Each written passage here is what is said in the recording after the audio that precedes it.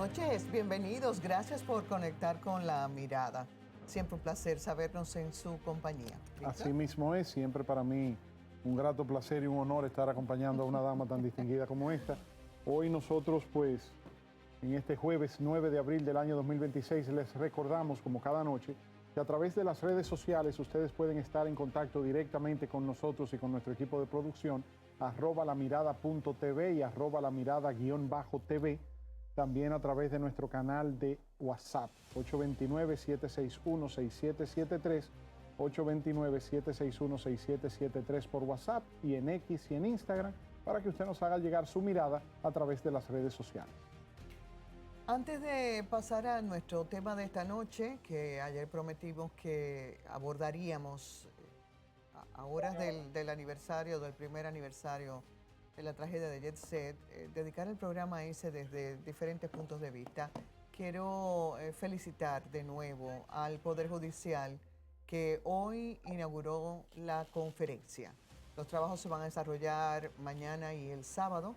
Participan panelistas locales e internacionales en el acto inaugural en el que estuvo presente el presidente Abinader, los presidentes de las cámaras del Congreso Nacional y demás. El director ejecutivo del World Justice Project tuvo palabras en el acto y creo que una de las cosas más significativas que pronunció fue para que puedan entender lo que voy a decir, es que esa entidad que es privada se dedica a evaluar el nivel del Estado de Derecho de los países del mundo, ¿no? de 130 y tantos países del mundo, República Dominicana incluida. Y entre las cosas que dijo el director ejecutivo fue cómo la República Dominicana, el sistema judicial de la República Dominicana, ha venido avanzando de manera firme.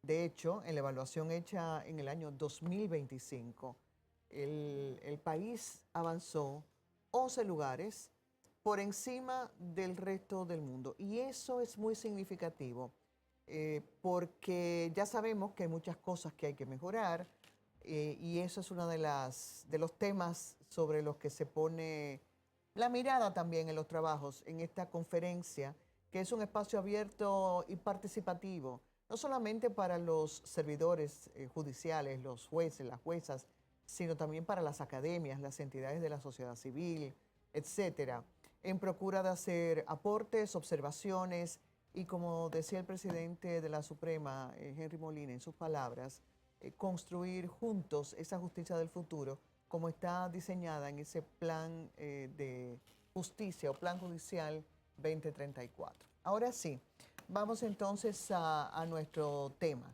que tiene que ver con Jet Set. Y tenemos que volver a poner la mirada porque sigue habiendo tela por donde cortar, ¿verdad? Pero antes de presentar a nuestros invitados, permítanos compartir con ustedes a modo de introducción una mirada en contexto que preparó nuestro compañero Luis Villaverde del día después. Adelante.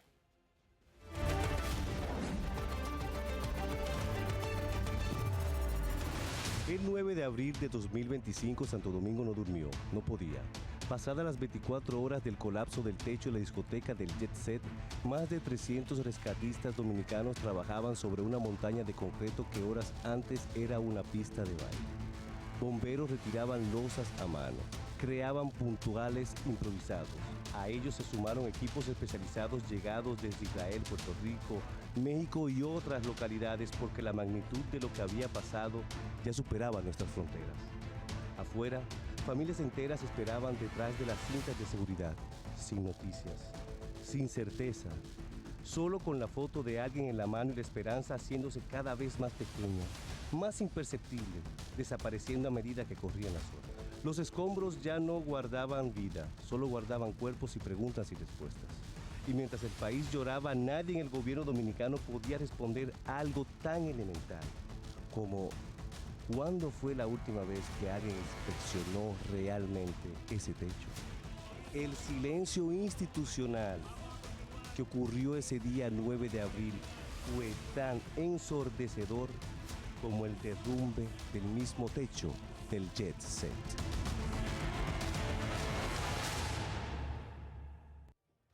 recordar el hecho, volver a ver imágenes, incluso algunas que no habían sido publicadas y que así se ha hecho en los últimos días, sigue doliendo y mucho.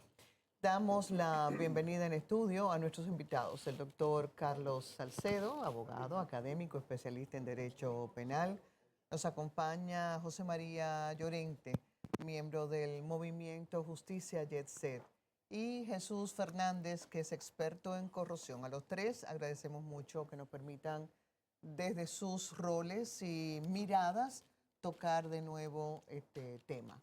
Tal vez podríamos comenzar con José María, desde el movimiento Justicia Jet Set.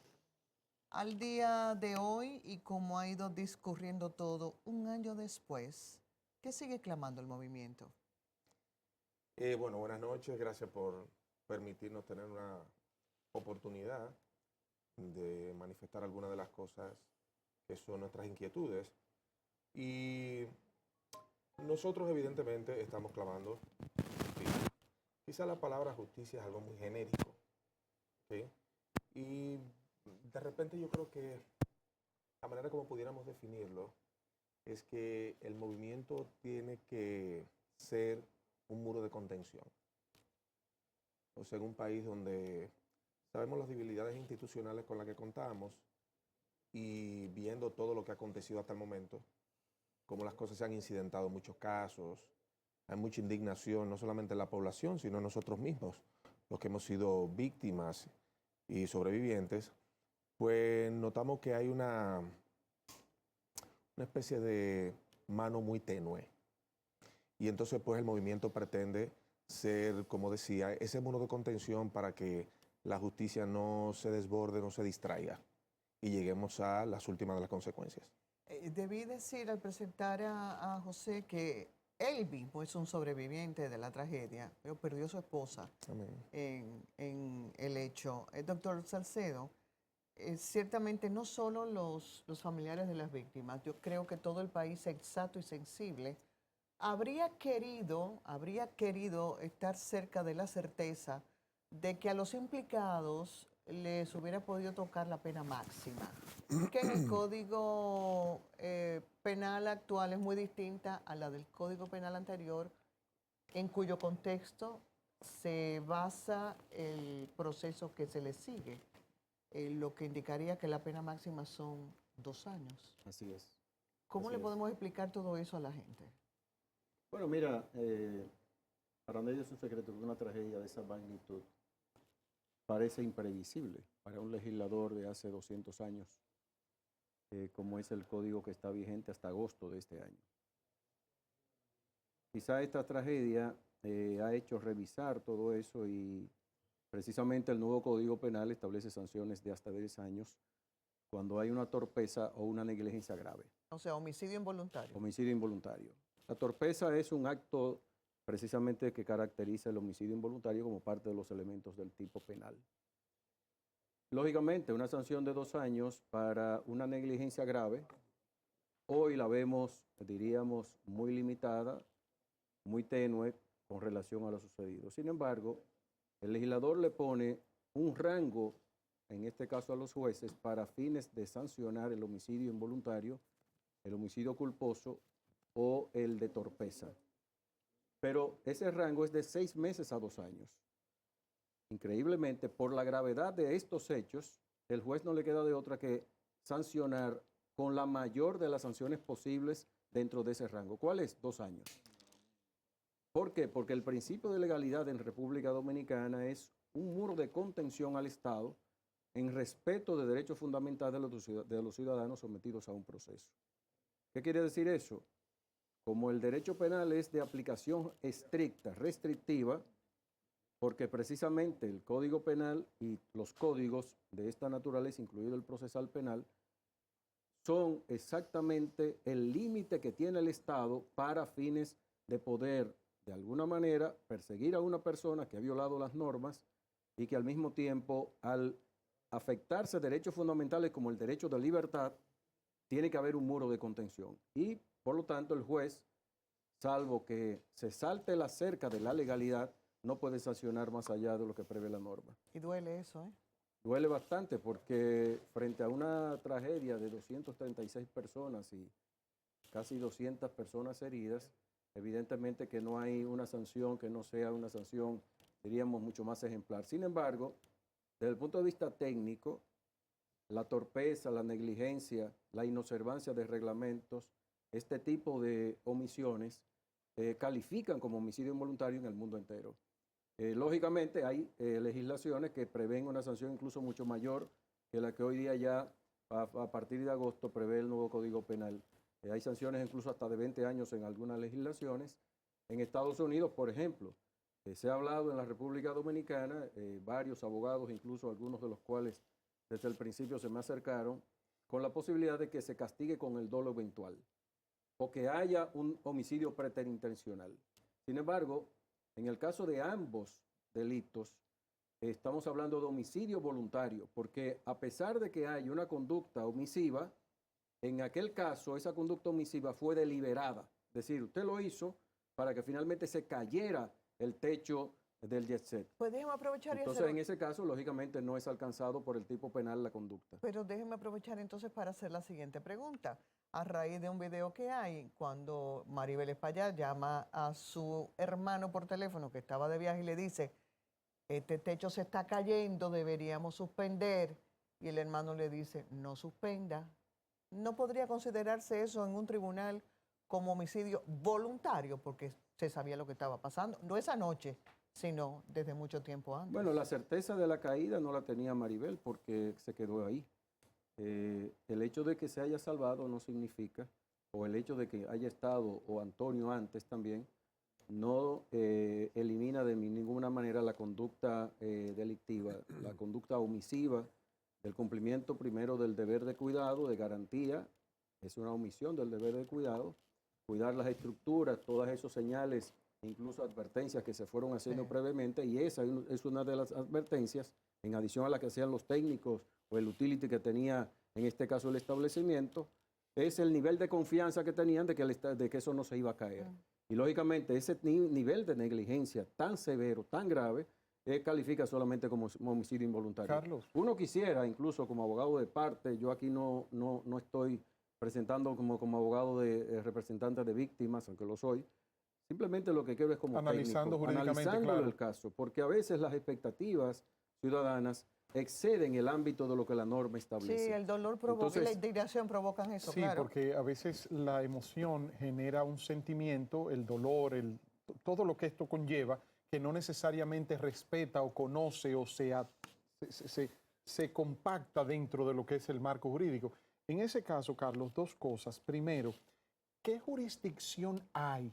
Sabemos que nunca ha habido una tragedia tan grande como esta en el país, pero ¿qué jurisdicción jurisprudencia, que tú nos puedas señalar como ejemplos anteriores de casos de homicidios involuntarios? Uno. Y dos, ellos insisten, los abogados de la defensa insisten mucho con el tema del peritaje, del estudio de un perito autorizado para determinar las causas en términos de ingeniería de la caída del techo.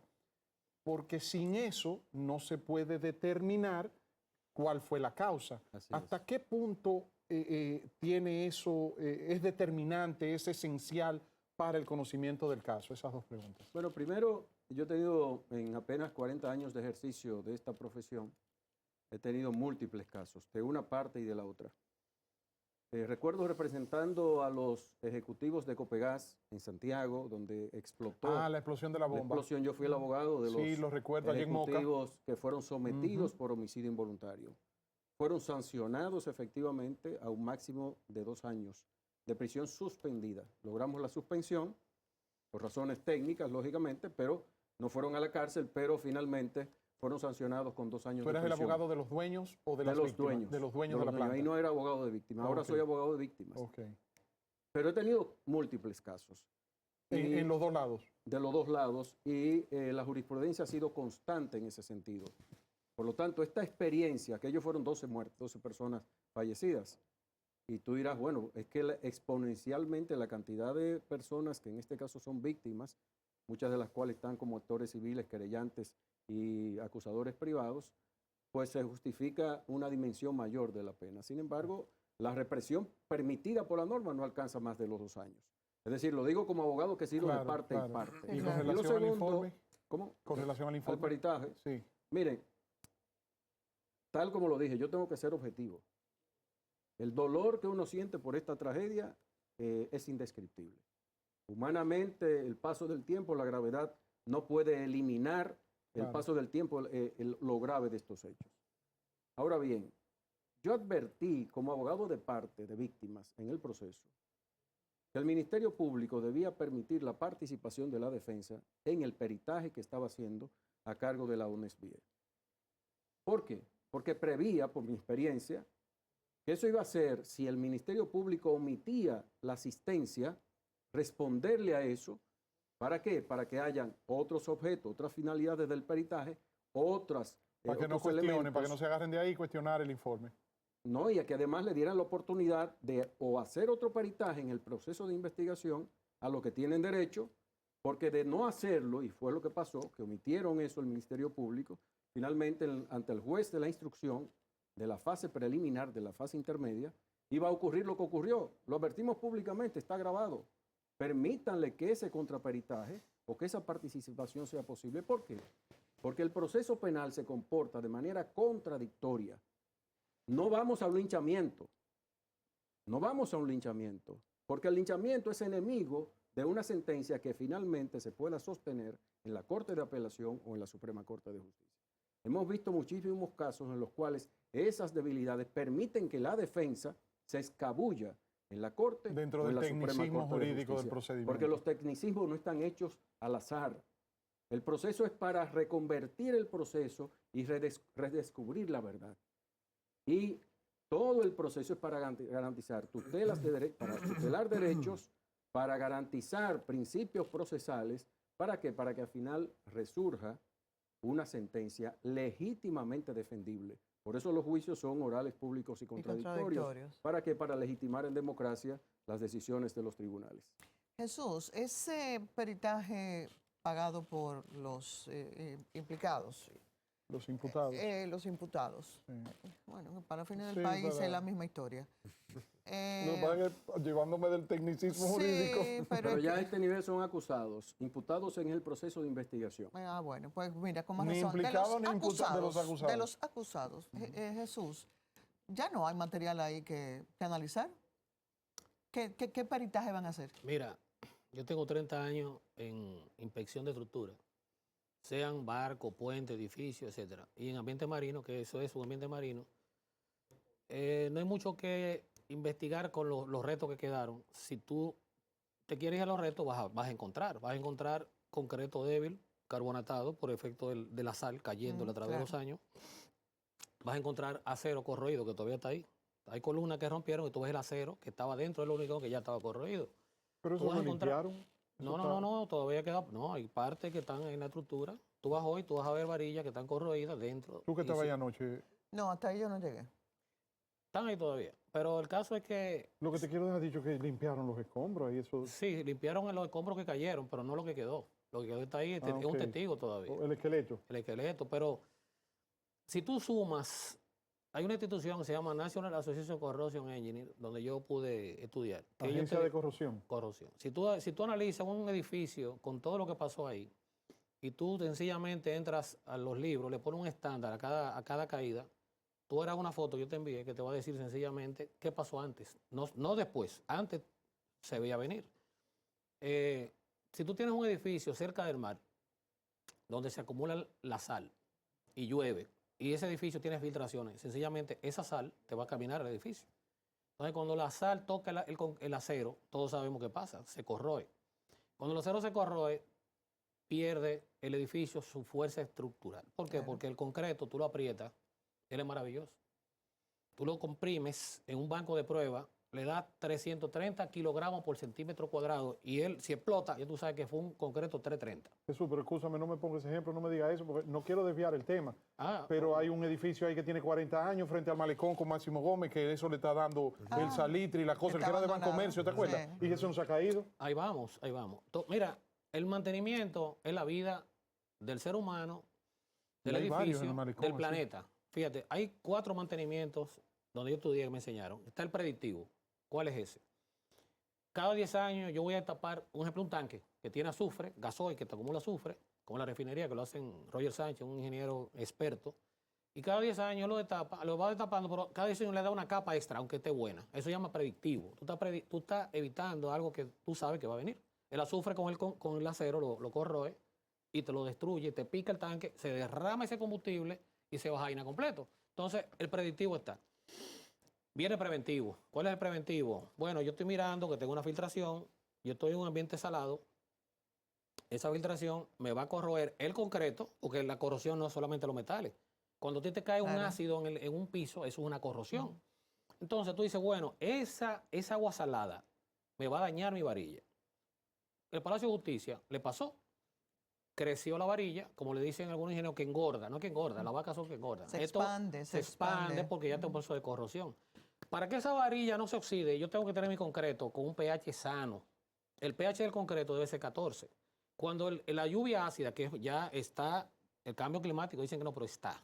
Antes tú ponías un vaso de agua y la lluvia, tú le metías una cintica de pH, te daba 6 mínimo. Ahora tú le metes una cinta y te va a dar 5 y 4. Porque el gas del combustible del vehículo, cuando sube, el óxido de azufre, el óxido nitroso, cuando choca con el agua, baja como ácido sulfúrico o como ácido nítrico. Esos son ácidos que se comen en el concreto. Entonces, si tu concreto te está permeando con estos ácidos, más la sal que está ahí, es una bomba de tiempo. Te va a ir debilitando tu concreto y te va a ir debilitando tu acero.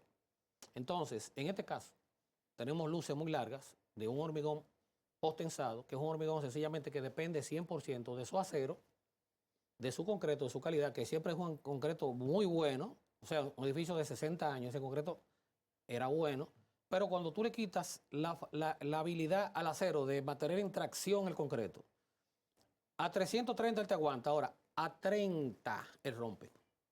Entonces, ahí ¿En pasaron... tracción o compresión? No, en compresión te aguanta 330, pero en tracción a 30 te rompe, porque él te rompe 10 veces menos que lo que se contrae. Entonces, ¿qué pasa? Si tú no tienes un acero que cuando él quiera hacer la tracción, te lo agarre, te lo amarre, sencillamente él se libera.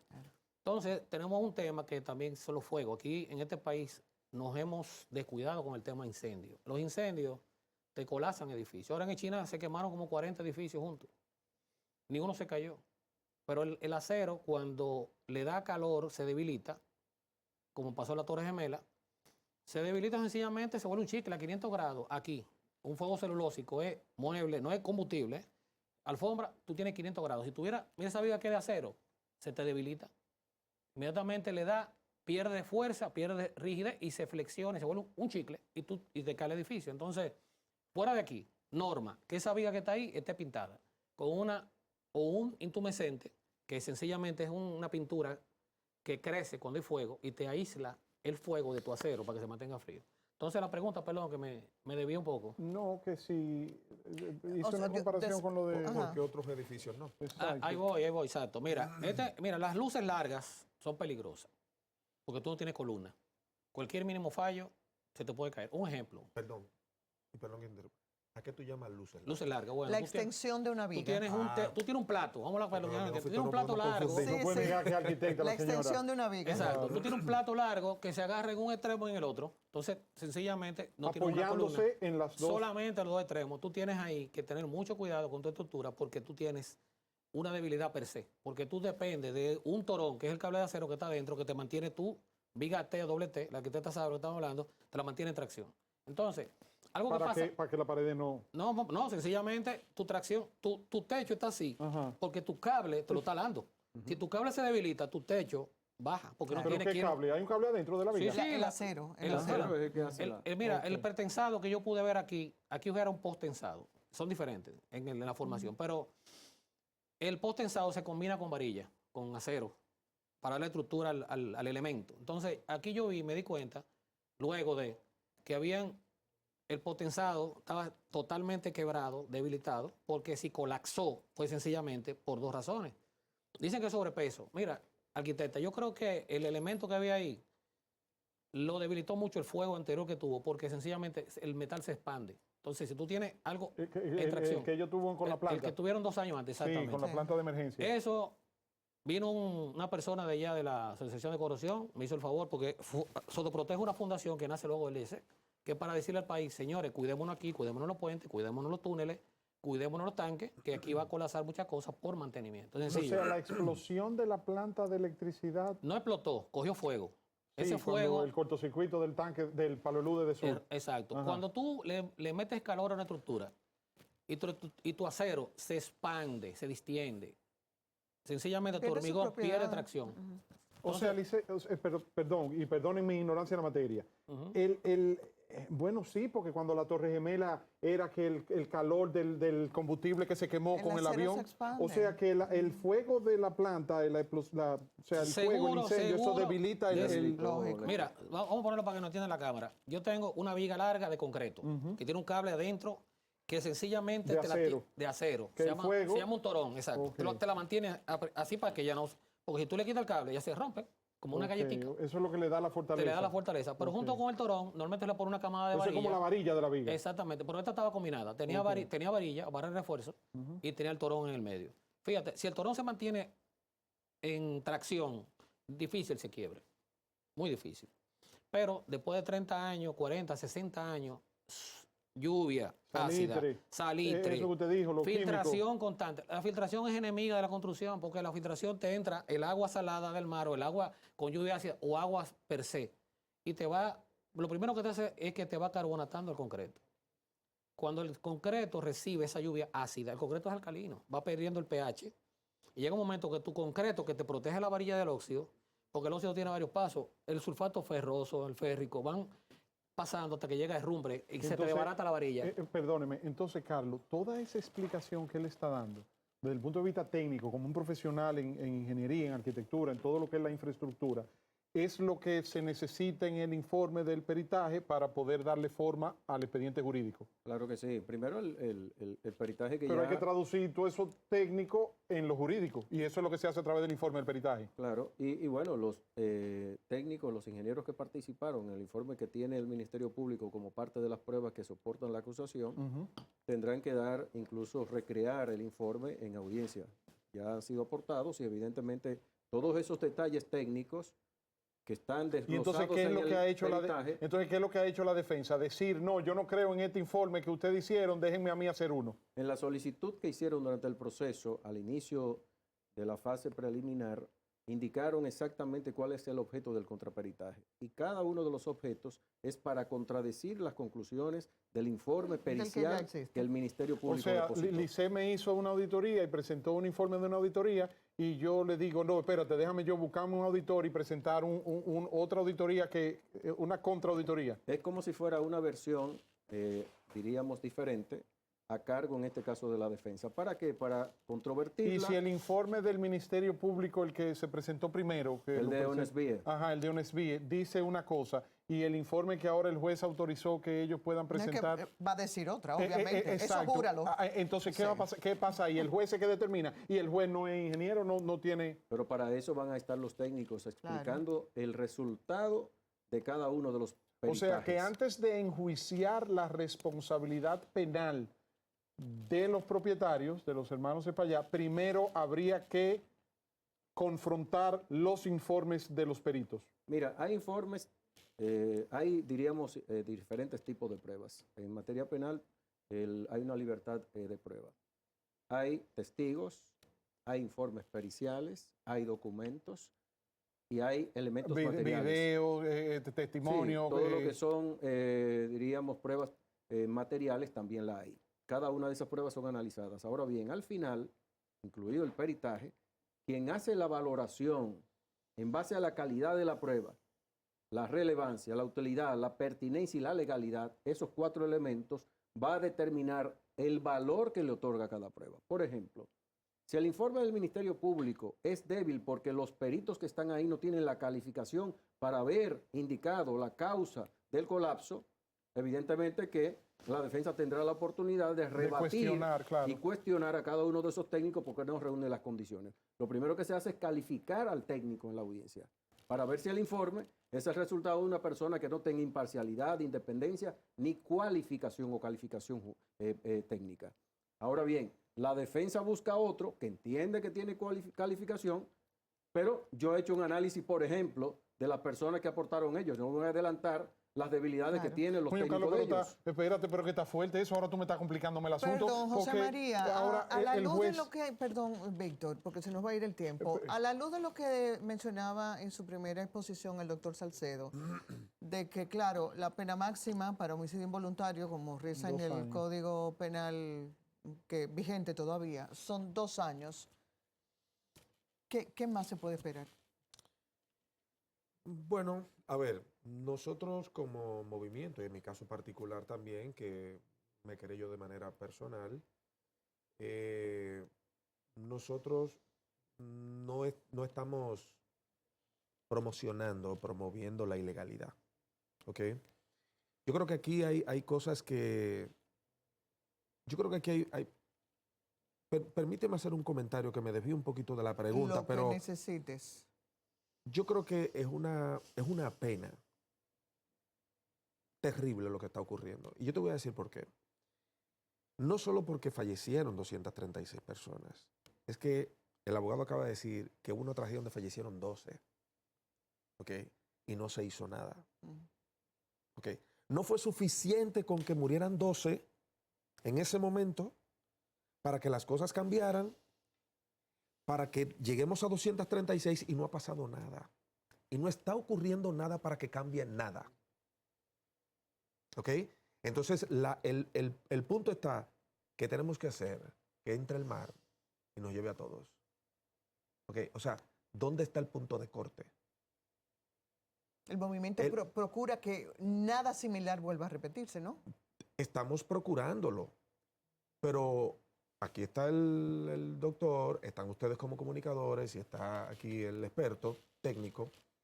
Mi pregunta es, ustedes que saben más que esto que yo, ¿qué ustedes conocen que en este momento se esté haciendo en las instancias debidas para que lo que ocurrió hace un año ya esté mejorando? Yo tengo que decir que yo no conozco nada.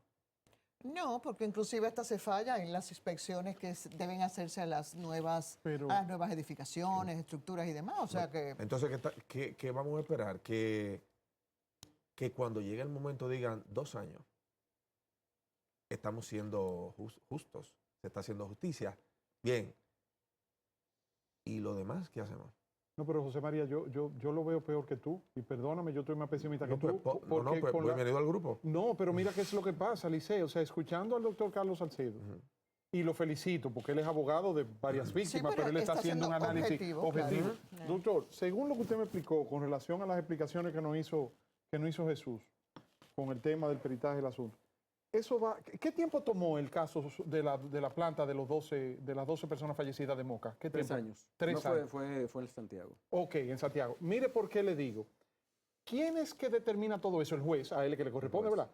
Lice, estamos hablando que el juez ahora tiene que convertirse en un evaluador de los médicos forenses, haciendo un paralelismo, ¿no? Sí, sí. O sea, están los cadáveres, entonces un médico forense dice que la causa de la muerte fue una, otro dice otra, entonces el juez, que es juez, no es médico, tiene que hacerse médico para decir, déjame ver si este médico tiene razón o tiene este. O sea, ese proceso del peritaje, el informe, la cosa, va a llevar un ping-pong. Si llevó 3 años el de Santiago, porque lo que pasa es que la sociedad está impaciente. Claro. Pero yo pudiera, y si me permite hacerle una pregunta al doctor. ¿Se hace el peritaje? Yo pregunto, vamos a olvidarnos del resultado, que del resultado que sea. ¿En qué invalida ese resultado la caída de un techo y la muerte de 236? Mira, todo eso se hace porque finalmente cada parte tiene argumentos y tiene necesariamente que defenderlo con pruebas. Porque probar en derecho no es afirmar. Es decir, usted no puede decir una cosa si no está soportada en pruebas. Si usted dice que la causa no fue producto de la responsabilidad personal por omisión de los Espaillat, ellos tienen la razón entonces y serán descargados. Yo estoy consciente de que no hay forma de que se escapen de una sanción, de que el máximo de la pena en este caso se le va, en este caso, a imponer. Pero la causa eficiente a la vista de todo el mundo, por lo que dice el técnico, por lo que dice el informe, no importa que venga otro informe que contrarreste el anterior, no hay juez en este país que no vea claramente que ese edificio tenía 60 años, que era un cine, que ese edificio estaba cerca del mar, que todo eso que decía Jesús finalmente afecta a la estructura, Que había ocurrido que un hubo un fuego. incendio, Que hubo un incendio. que ¿sabes? habían, en este caso, advertencias claras de que había un problema, filtraciones permanentes. El mismo día del acto, lonas enormes para tapar las filtraciones. Yo te lo puedo narrar Y eso a la no le dijo perfección. nada a ellos. Olvídate, Ujú. olvídense de peritajes. Con lo que pasó y lo que digan los testigos que son sobrevivientes, con eso hay condena, para que no nos preocupemos tanto por el peritaje. De hecho, yo vi unas declaraciones hoy de la muy querida y respetada Procuradora General de la República, indicando que ese peritaje no era Innecesario. procedente. Yo creo que es procedente, que le den la Sí. oportunidad, porque finalmente la sentencia Sí. va a ser sólida, mucho más sólida. Y yo no le tengo miedo a eso, ni le tenemos que tener miedo a ningún contraperitaje. Al contrario, debimos evitar que eso se ocurriera en la fase intermedia, en la fase de la audiencia preliminar. Debió permitírsele en la fase de investigación para evitar precisamente ese aplazamiento. José María, ¿qué duele más? ¿Saber que la pena máxima serán solo 2 años o la actitud que han tenido y mantienen los acusados desde el principio? A pesar del comunicado muy lindo que pusieron, que me parece desafortunado, obviamente su condición. Y con faltas ortográficas. De paso. Demás. ¿Qué duele más? Yo no sé cómo ponerlo en una balanza. Yo creo que son 2 vehículos que corren en 2 vías. Evidentemente, tener solamente 2 años, pensándolo bien, tiene que tener más peso. Porque cuando tú te pones a ver lo que ocurre con muchísima frecuencia en nuestro país, que con delitos menores, Se condena a delitos mucho más. pírricos, Sí. exacto, hay condenas que realmente uno hasta se preguntaría por qué tan fuertes, No, y hay por qué tan severas. Hay preso preventivo a lo que ni juicio se le ha hecho. Vete tú a ver. Y cuando Y entonces tiene más de 2 ves, años preventivos. cuando entonces ves que una persona que en el caso, y quiero pensar que llegará, sea acusado y sea acusado de o sea, ¿cómo se llama? Condenado a los 2 años, si es que así es que va a ocurrir, que además de eso, en todo este proceso tengamos que cargar con la indignación de ver todo lo que ocurre, el silencio de las autoridades, el silencio de la gran mayoría de las autoridades, ¿ok? Los comunicados desafortunados e inoportunos, como por ejemplo, ahora acaba de salir un comunicado de participación ciudadana que diga lo que diga, sea bueno o no, es completamente inoportuno. ¿Y qué dice ese comunicado? Yo no lo he El visto. comunicado habla de el doctor pudiera a lo mejor ayudarnos, pena reducida o pena, es un tecnicismo que yo desconozco, salió en el día de hoy. Pena Y suspendida.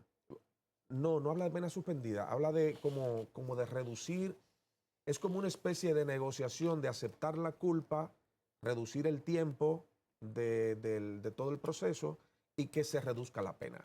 Pería Santo, ¿de qué participación ciudadana tiene que publicar algo así? Bueno, Digo, porque es una organización civil. Uno más bien pudiera entender que estaría a favor de las víctimas. ¿no? es que lo que yo no entiendo primero Tú es dices que un juicio penal abreviado, Abreviado. acuerdo total o parcial. exacto.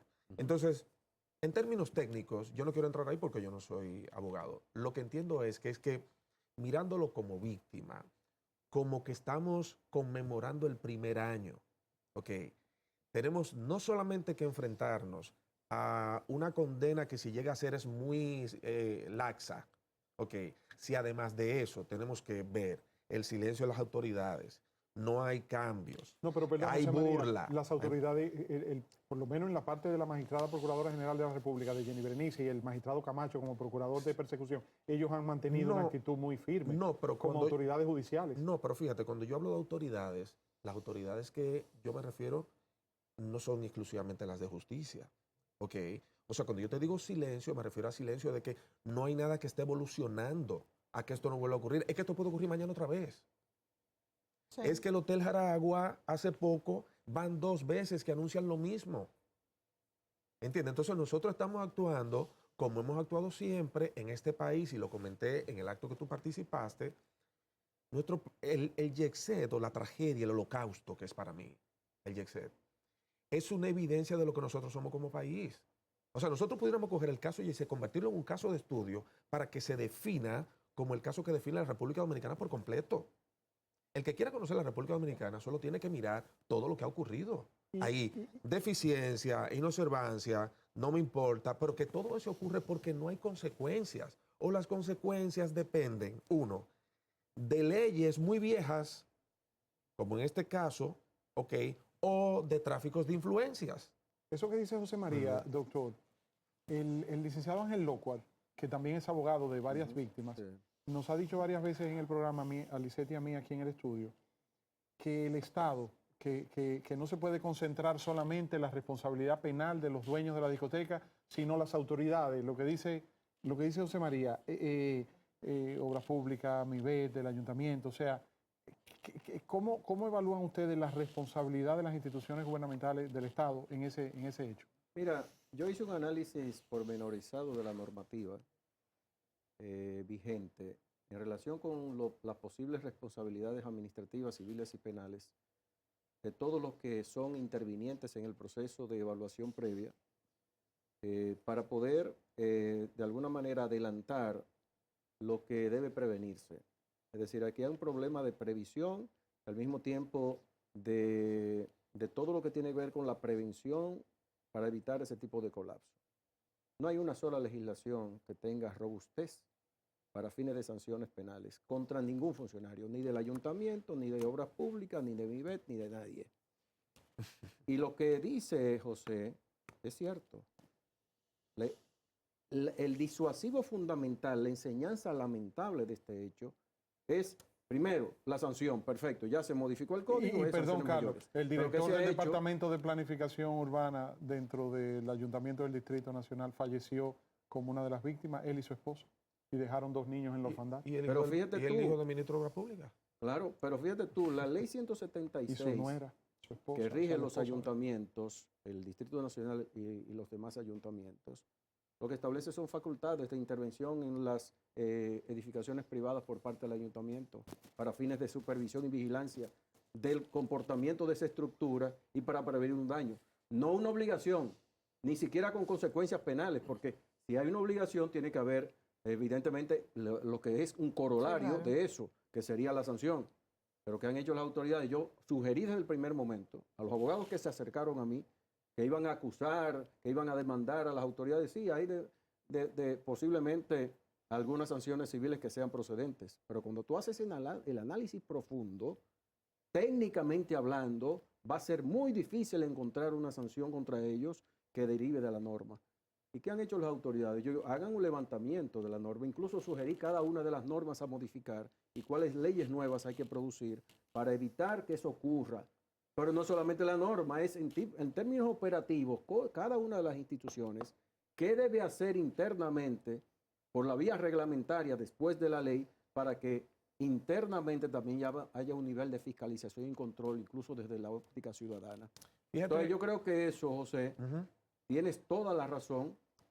Hay una especie de desidia, porque los sentimientos tienen que manifestarse. El gobierno manifiesta sentimientos y yo creo que son sinceros. sí, Sí, en claro. este caso la fe es con obras. Es con obras. Sí, claro. Es con muerta, obviamente, si obviamente. finalmente no es con obras. Es correcto. Fíjate, hay algo que yo quería mencionar. Tú mencionaste que el código varió, ¿verdad? Y creo que la sanción ahora es más severa. Claro. Ok, pero entonces fíjate, nosotros tenemos de manera paralela un código que cambió y es más severo en la penalidad, pero sin embargo no ha cambiado la prevención. Entonces la pregunta es, Pero ¿cuántos años llevó tener un nuevo código penal? sí, ¿Cuántos años llevó?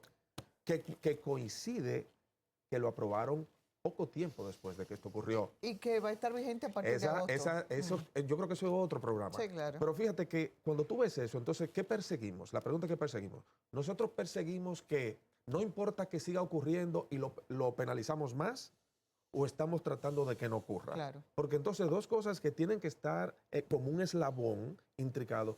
andan por caminos separados. Buen enfoque. Cierto. Una cosa es las consecuencias de lo ocurrido y otra cosa es cómo cambiar para evitar que se repita. Bueno, el tiempo se nos cumple, además está decir que la mirada se mantiene abierta y a disposición Gracias, para lo que sea necesario porque nos interesa darle seguimiento al tema. gracias. Nosotros somos igualmente dolientes como ciudadanos sensibles y El país entero, responsables. no hay una gente Y que no conozca a yo alguien. pienso que aunque el Código Penal dice que son 2 años, yo creo que no va a haber peor sanción, peor condena que la del repudio de la sociedad. Hacemos una pausa y ya regresamos. Gracias.